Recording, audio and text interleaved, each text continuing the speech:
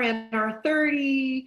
This is Carrie, your professor, and this is week 9 lecture. So this week we've got a lot to cover. The lecture that's embedded in the Canvas, we go over plagiarism, and I won't talk about that too much in our lecture today because I feel like there's sufficient overview in the Canvas shell. Please do the readings. There are articles and links to websites that provide greater explanation for points about academic honesty. You'll also want to look over the Merced College policy on academic honesty and observe how policy and guidelines are written. We've seen policy and the important role that plays in banned books and mission statements for collection development. So when we do have a problem, there are ways to guide us forward. So speaking of guide forward, we'll be talking a lot more about copyright. Since we already talked a lot about intellectual freedom, it's sort of a natural progression that we start to move into citation and evaluating sources. So that's what we're doing in our assignment this week as well. We're using what's called the CRAP test. We'll go into that a little bit more. It's just a funny acronym. So let's go ahead and get started by taking a look at our lecture slides today. And because Google Slides made me cry last week by not showing my slides, I switched to a PowerPoint, and now I'm having trouble getting it going. So let's go ahead and switch over to our screen. Yes. All right.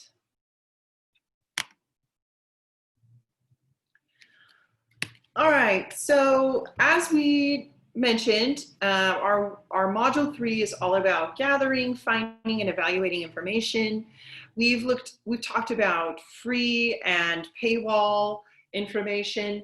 And when I say free, I'm putting big fat quotation marks around that because, as we've seen with Web 2.0, you're in fact paying for it with your personal information through cookies, metadata, widgets, all those predictive text, all those ways that that Google, Twitter, social media, the internet, and the library databases as well collect and store your information. We've also talked about the ways that the library works, how we make sure that your information stays private and that the information has value. So we've also talked about using online, print, and personal experience, our schema when we are writing, when we're looking through our lenses, using that bias and making and noting our personal experiences, and then objectively moving forward. So we also talk a little bit about how data is organized, how information is organized, and then we relate it to larger issues like intellectual freedom, censorship, plagiarism. But what we really haven't done too much of is talk about making the research question, or forming or defining what a research question is. And essentially it's a problem. So when we are at the beginning stages, we've looked at our topic, we've decided on a topic, which is, a good start. But most of the time, your instructor is going to give you a prompt. It'll be for maybe your political science class, and you'll have to maybe select a piece of legislation and provide analysis, or some data that shows how that legislation actually affects a certain population. It might be a more open-ended question like we've done, where you select just a topic and then do a little exploration. So as we've looked at our tools, which have been, library databases, we've looked at Google Scholar, we've used a variety of reference background information, and now we want to begin to integrate that into our research question. So because we want to get from the question to a research statement or a research problem. So what is a problem? So you can see the screen, you can see it for yourself, but what I like to think of the problem is where the rubber meets the road, where you recognize that there are there's a conceptual problem. So there's something that there's no easy answer for it. And this is how we start to probe our curiosity. We can find gaps. And that's why we did that know, want, learn chart, where we really examined those gaps in our knowledge. A know, want, learn chart is never a bad thing to revisit. I don't know that we'll have time to do another know, want, learn chart, but it's really, really helpful to think about what we don't know. Those are often times where the best questions come from. So a practical problem, and I want to point out this helpful chart right here, is cyclical, or recursive even. So when we start with a practical problem, what motivates that problem is the research question, or comes to the research question. The research question defines the conceptual problem, and that conceptual problem is the why, which leads to the research answer. So we propose a thesis or a hypothesis, which helps to solve that practical problem. So really, when we are doing research and you say you need to narrow your topic, this is where we're talking about narrowing.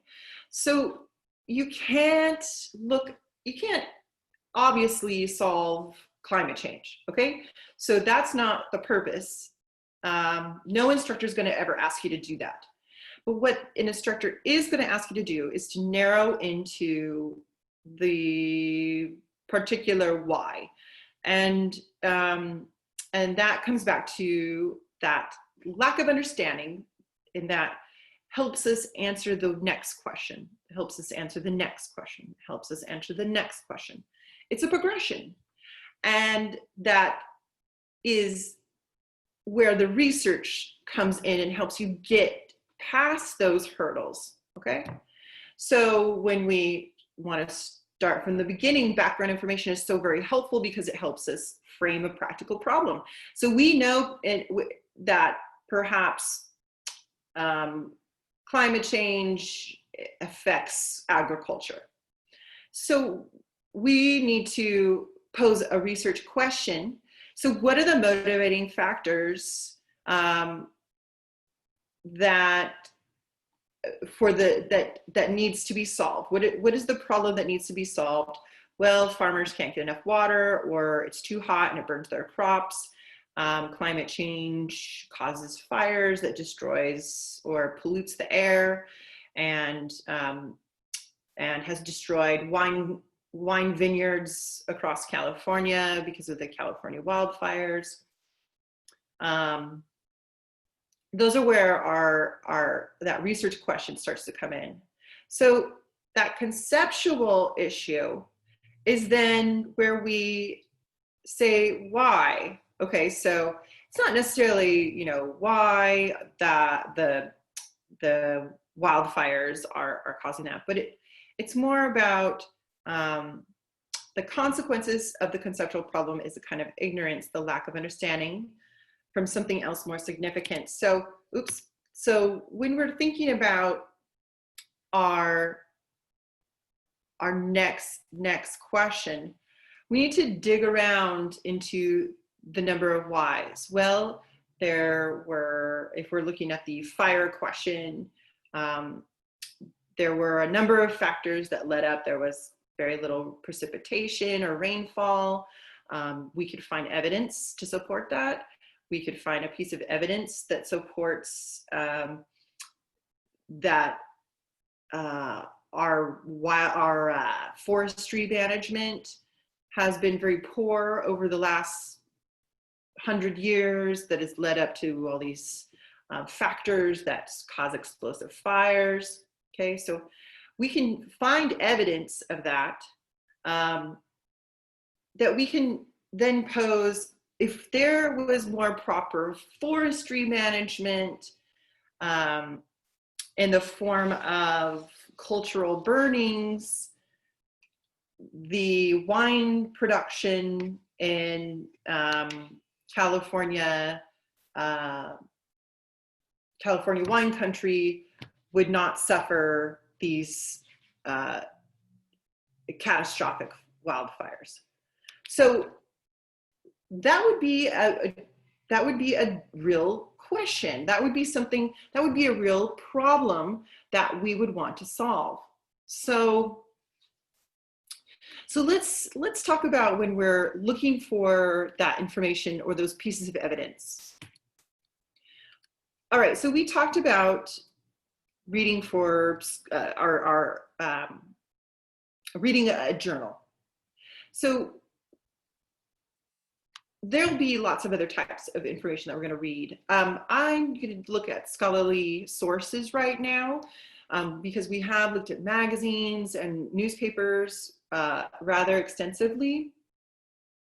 I'll probably go into books a little bit more in the future, scholarly books specifically. But understanding our different literacies, our academic literacies, means understanding a journal or scholarly source. So the bibliographic record, and I'm going to take a step out this real quick, and I'm going to draw up one of my examples. So this was my example for my assignment. Let me draw in my EBSCO. Okay, so this is called the bibliographic record, or the abstract. Now this was something, so for our assignment this week, we'll be taking a look at our two articles, the one from the Google Scholar and the one from EBSCO, Academic Search Complete. And I chose climate change, but I'm going to go ahead and do wildfires. Anyhow, this bibliographic record right here is an important element, and it gives us really quick insight. Sorry, it would make me sign in again, and I don't want to waste time doing that. Give me really important insight into things that I need to know about what type of source this is. So for my CRAP test, I need to understand, oh, hey, this is the title of the work. Here is my author. Here is my source: heating, piping, air conditioning, engineering. So it's an engineering magazine. And here's the date and the volume, issue, page number. And this looks like a pretty interesting source. This is what I downloaded, and this is what I'm going to evaluate. It's not going to open right now because it logged me out.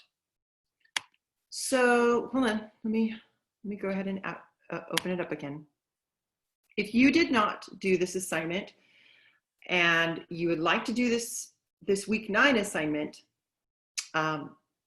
don't wait to do the other one first.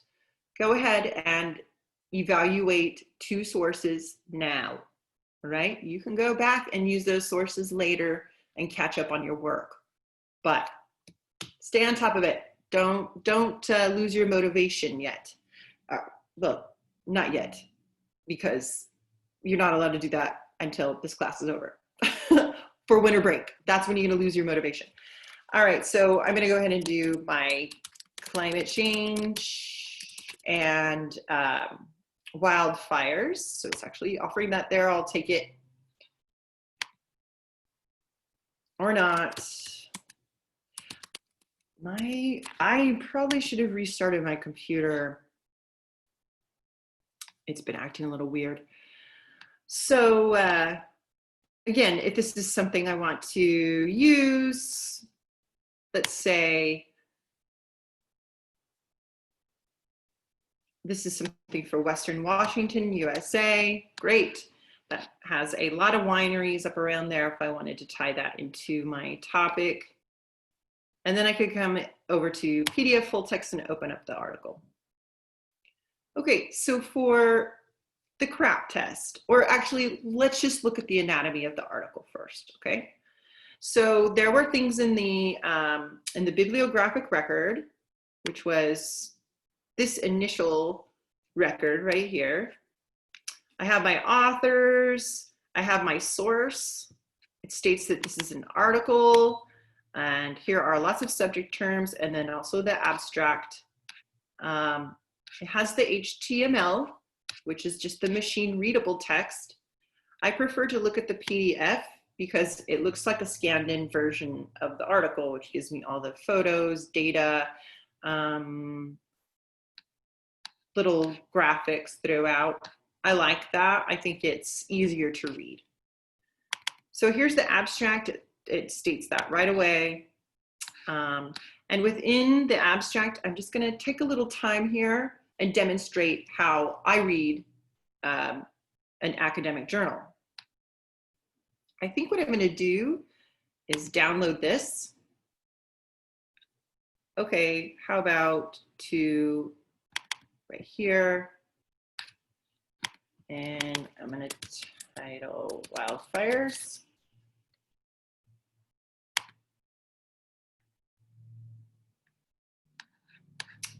Okay, great. So when I'm reading in the abstract, I'm going to pay close attention to what they're measuring and how. Combination of empirical and process-based modeling approaches to examine vegetation across high inertia forests in Washington state under different climate and wildfire futures. All right, interesting. So process-based modeling, I'm not really sure what that is, but empirical evidence is typically understood as scientific, it's measured, it's data-driven. And then these are models, so I'm gonna guess that this is predicting, so a probability. So they're looking to look at what's happened in the past and use that data to project what maybe is going to happen in the future. So they're also talking about wildfire suppression, mid-elevation forests, the largest changes were projected at the lowest. And okay, so here they're actually saying what their findings were. So they say the largest changes were projected at the lowest and uppermost forest boundaries, with upward expansion of the driest low elevation forests and high elevation parklands. And they go on to say more about the different levels. But they are also saying, also illustrated the importance of fire regime, context, and project limitations. I don't know what that means, but if I take a little time with this sentence, so they're predicting, so looks like it was maybe they discovered this outside of their study. So the empirical evidence, the data that they produced, they were maybe also able to draw some conclusions outside of what they were looking at. Maybe this was more of a conceptual a conceptual problem that they discovered. The importance of fire regime context and projection limitations. So they're stating that there's a lot of unknowns. And prevailing climate conditions, shifts may be occurring what most climate models can predict. All right, so a couple of caveats thrown in there as well. For the most part though, this article would be helpful for identifying where the vegetation is maybe most likely to burn. All right, so in the introduction, they're going to talk about, maybe go into a little more depth about those caveats and where they decided to study. And then coming through to the methodology. And then here's their data. Okay, so let's keep this in mind. I'm going to keep this in my back pocket, and I'm going to move over to my crap test. So when we saw that scholarly journal, we saw, when we were looking at the bibliographic record, we saw the author and the title and the editor, if there was one, and the translator, if there was one. All that good information was clearly displayed in that bibliographic record. When we actually get into the article itself, it becomes just a little bit more convoluted. Okay, so when we are reading, I was engaging the text actively. I was highlighting portions of the text. I was chunking it up. I was looking at the abstract, introduction, methods. I was looking for the data. One part I really want to turn your attention to is all the way down at the bottom, and this is what we will be doing in the coming weeks, our bibliography.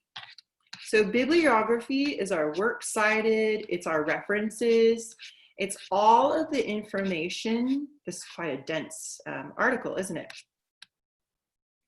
So in APA, the American Psychological Association, and often that is the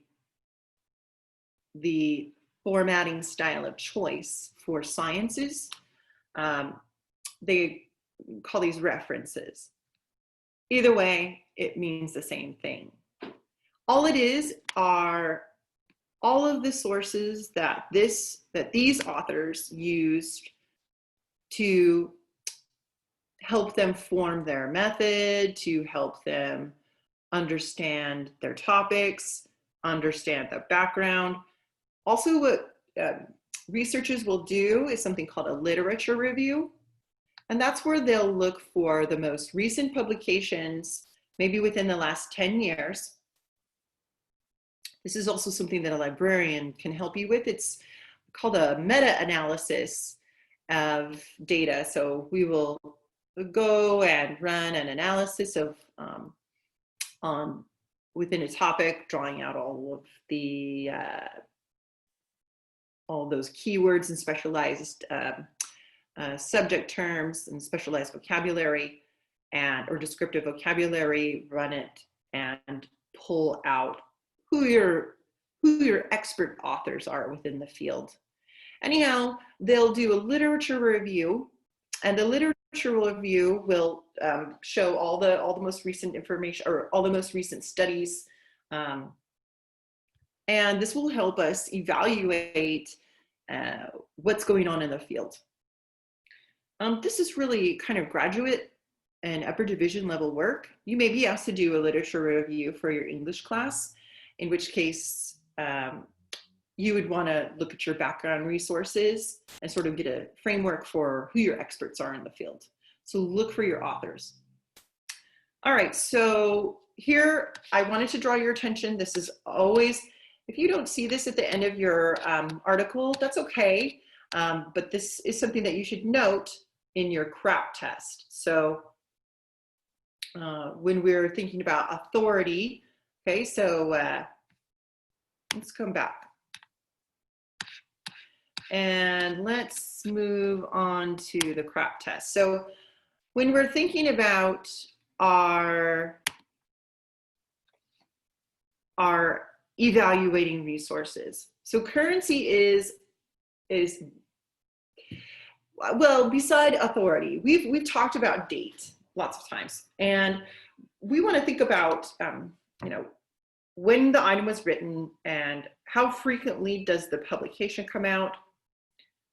Is there evidence of newly added or updated information?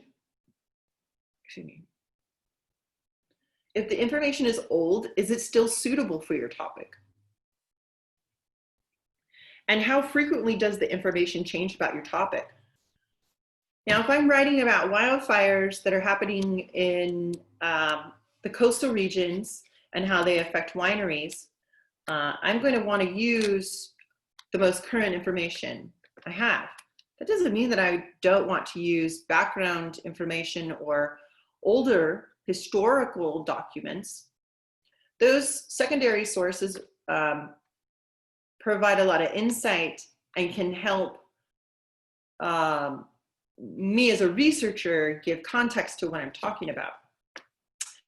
It doesn't necessarily show up in your paper every time, but that's what being a researcher is about.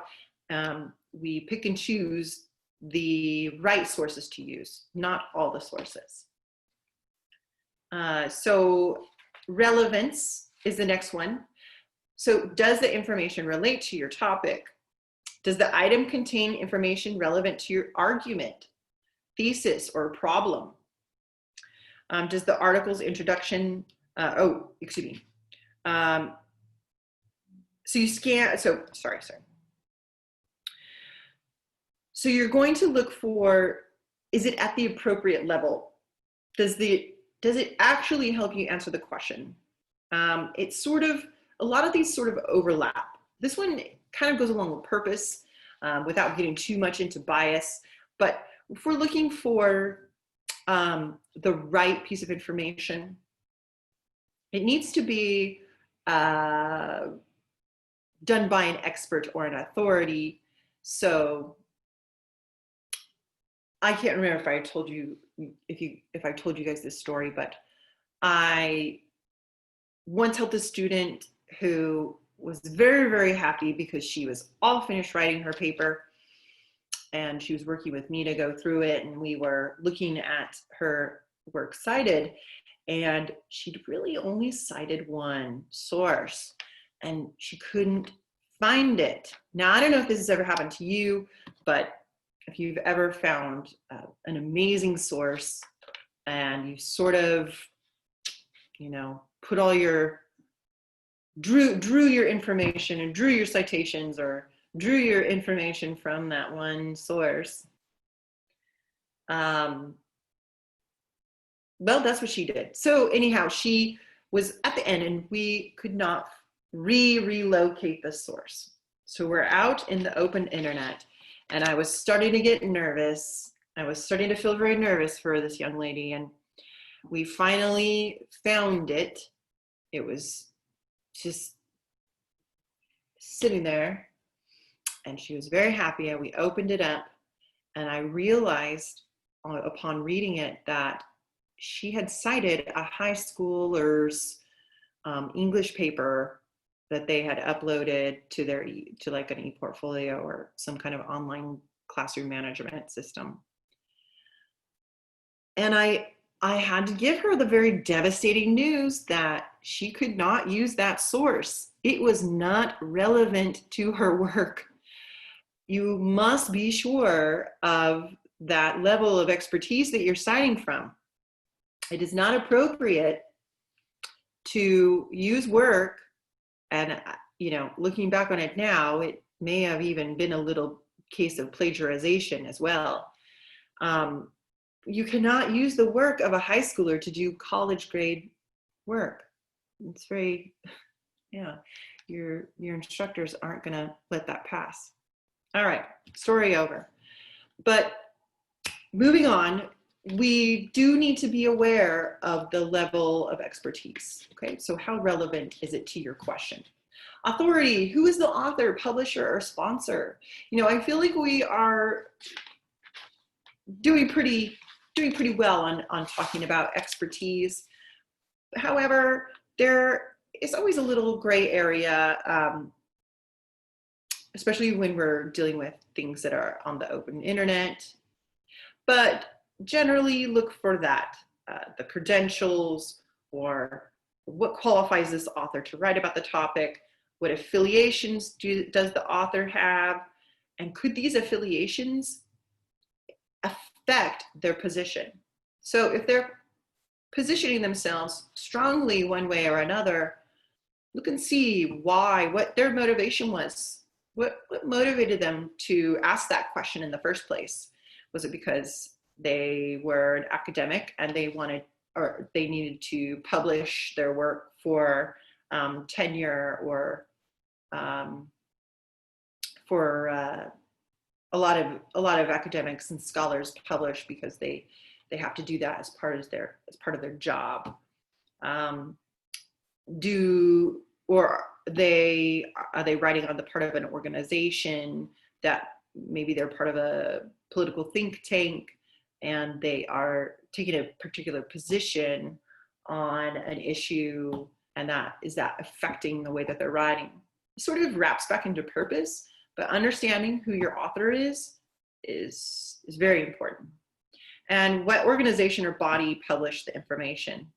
Is it authoritative, and does it have explicit position or bias? So looking again at where the author is affiliated with, or what organization they're working for, is important. And then, is that affiliation, is that organization viable? Is it a reputable organization? So accuracy.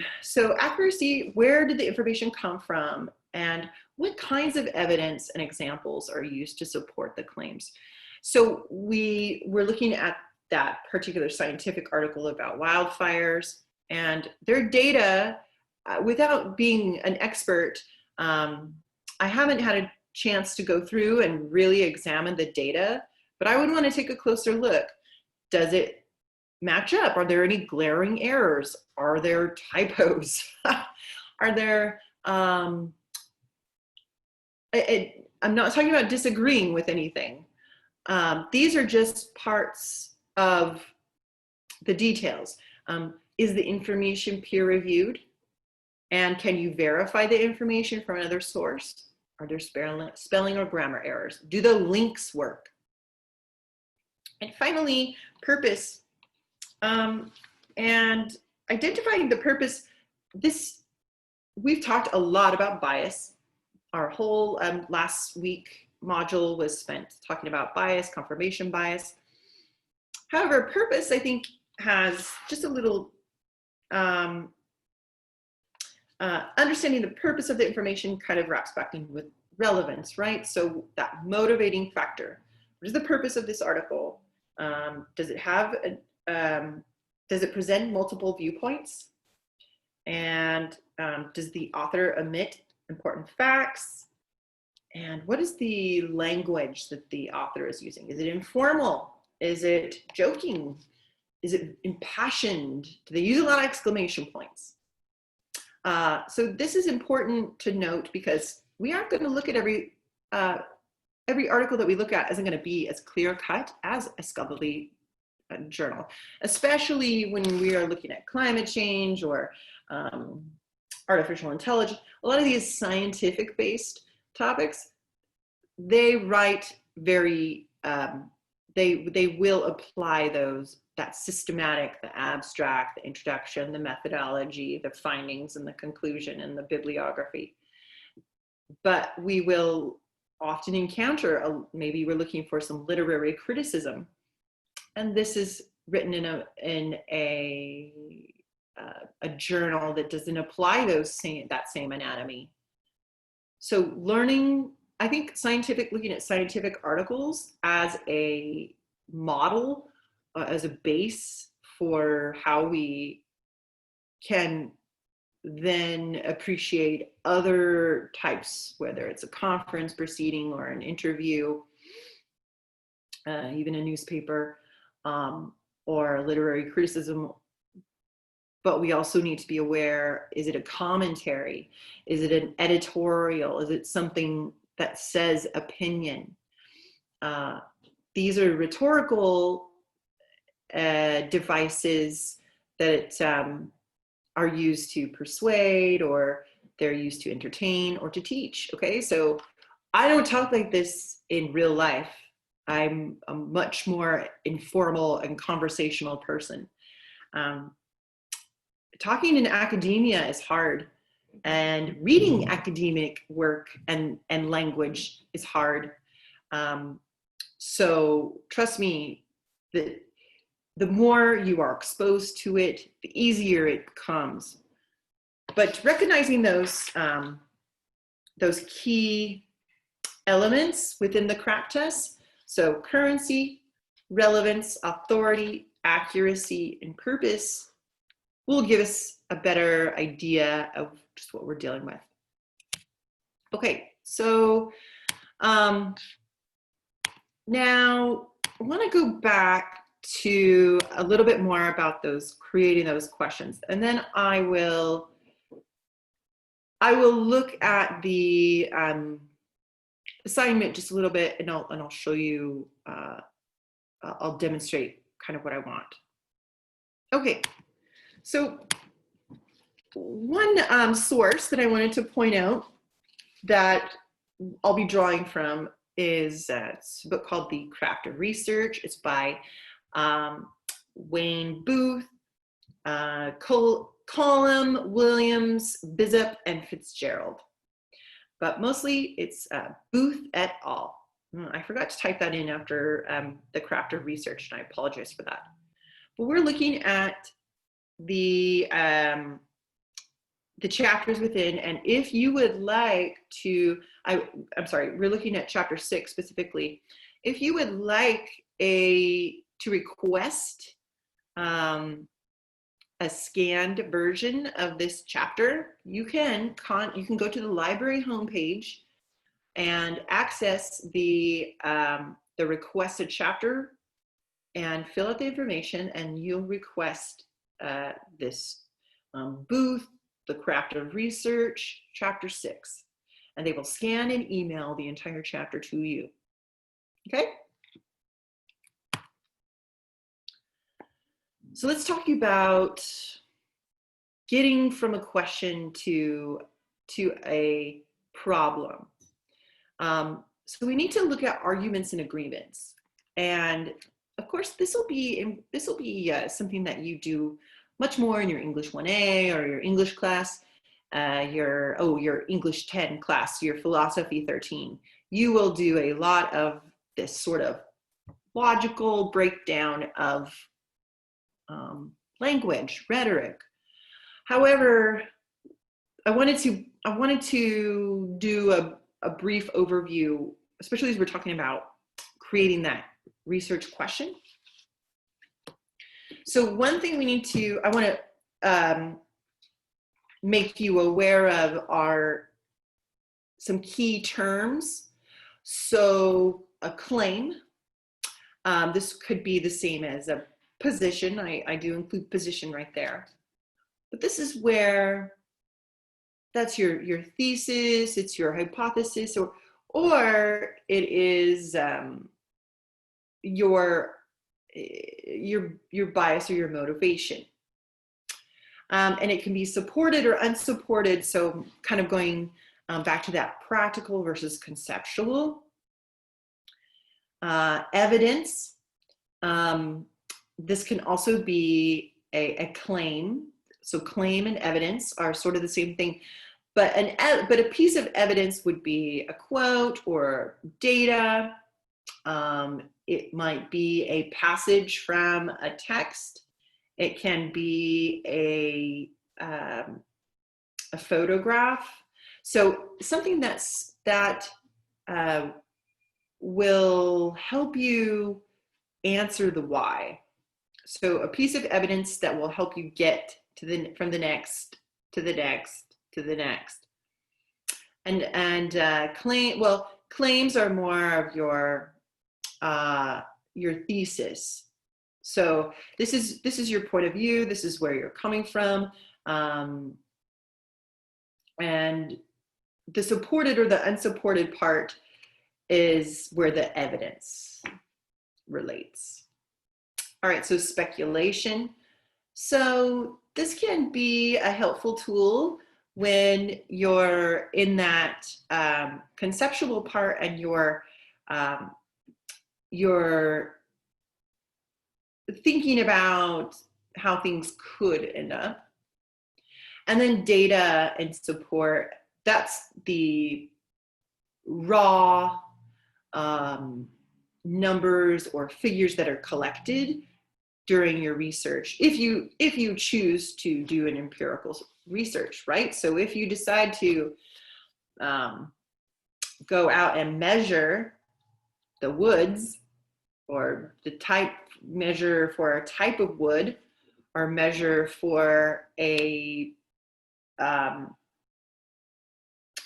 particular amount of forestry management that did or did not happen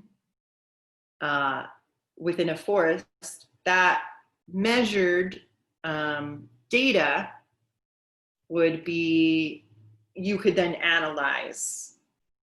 So a lot of these scientific research, this is what the scientists are doing. They're going out and they're measuring things, and then they're providing their data. They're also contextualizing it by offering, their conclusions. They're offering their analysis as experts. As we saw when we read the abstract, and the author was talking about the different levels in the forest and their susceptibility. So talking about agreements, I like this because I think this is a helpful way to push your question into maybe a research statement. Okay, so a creative disagreement. You're looking for those contradictions. So so the example here, Smith says that graffiti is merely vandalism, but it is better understood as a form of public art. So the source claims that blank is a kind of blank, but it's not. So he's saying that, so he's contradicting himself in the fundamental way. So source claims that blank always has blank as one of the features or qualities, but it doesn't. Okay, so source claims that graffiti always has vandalism as one of its features or qualities, but it doesn't. So the source claims that art always has vandalism as one of its features, but I think that it doesn't. I think that vandalism, that graffiti is not vandalism, but it is a reputable form of expression. Okay, keep trying. Source claims that art is a kind of public art is a kind of vandalism, but public art is a necessary way that communities come together. Okay, so I'm taking these contradictions. All right, so I can fill in anything here. So I can say that forestry management is a kind of fire control, but it's not, because climate change is making it so that we can't burn anything because the underbrush is too high. Okay, so, or source claims that wineries suffer that that forestry management always has fire as one of its features or qualities, but climate change has only made fire an important factor lately. So you can use this device to sort of plant in your different claims. Okay, so climate change is a kind of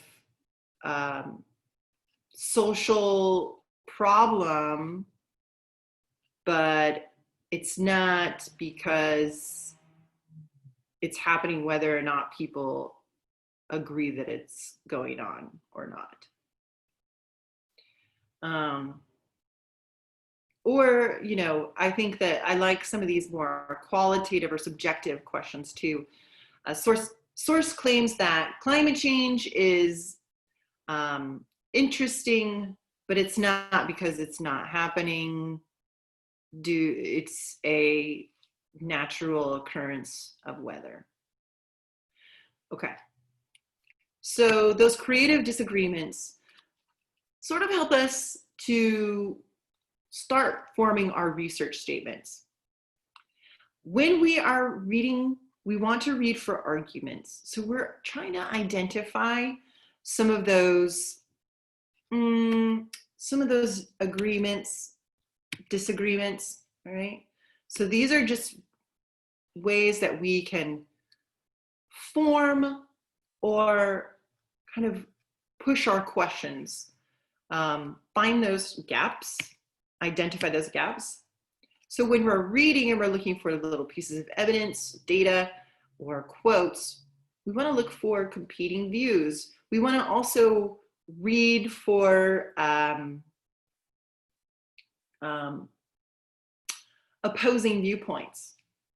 So a strong field of research will have many disagreeing parties, and that's what scholars do. They continue to push back, or their findings are different, or they used a different methodology that they feel is stronger. And this is a good thing. We need to have multiple perspectives, multiple viewpoints, and especially when you get into the minutia of a topic, you really start to see that come forward, and those disagreements, those arguments are they're part of logic. So they're part of the way that a civic discourse, and that's what academia is. It's discourse, it's scholarship. It's how we talk to put it within like a standardized form.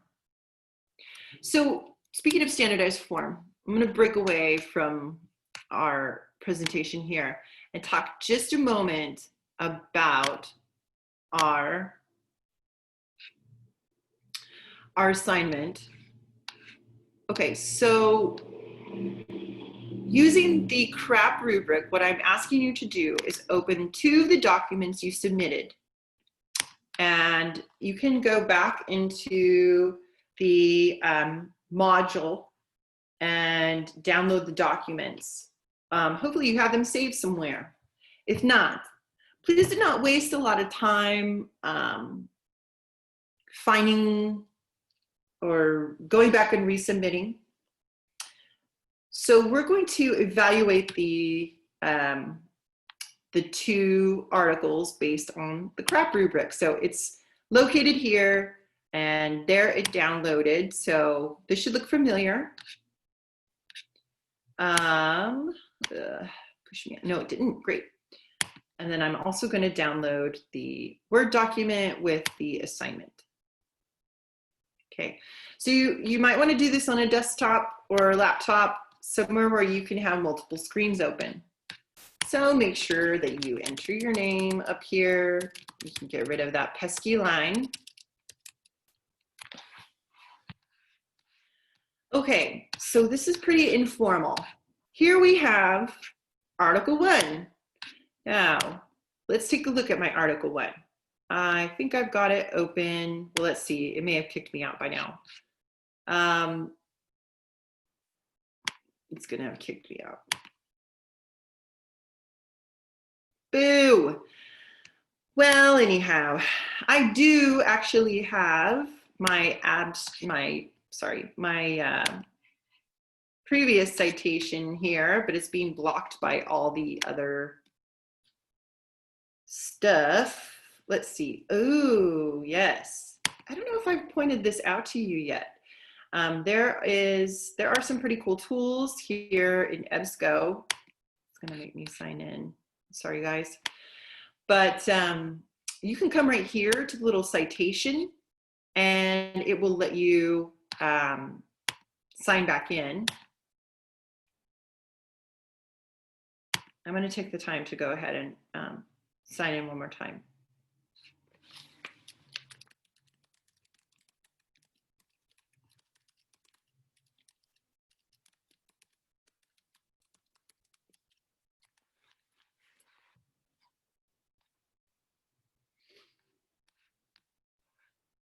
All right. You know what I think I'm going to do? I think that I'm going to go ahead and stop this video, and then I'm going to do a separate video on how to do this, because this is going to take too long. All right.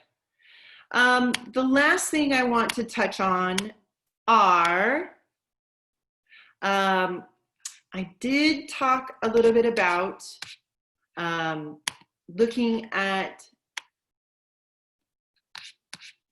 we're going to be doing a lot more citations, and we'll be looking a lot more at our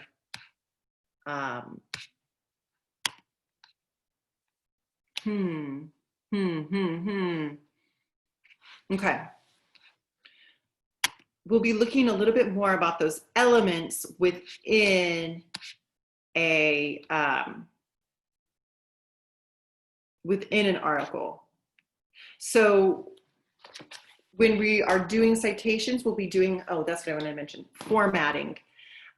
So formatting is a style that is used to standardize information. So when we were looking at that scientific article, that was in APA format, and it's a way that editors and publishers will make words uniform.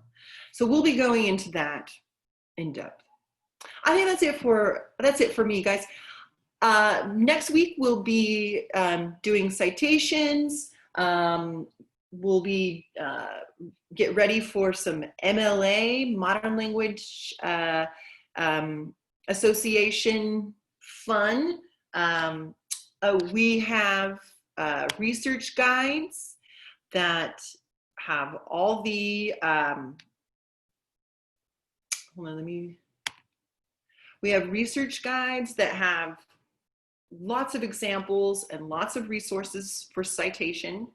We're going to be talking about organizing our information, and we're going to wrap up talking about the research question, moving into the research statement, and really getting ready for our annotated bibliography.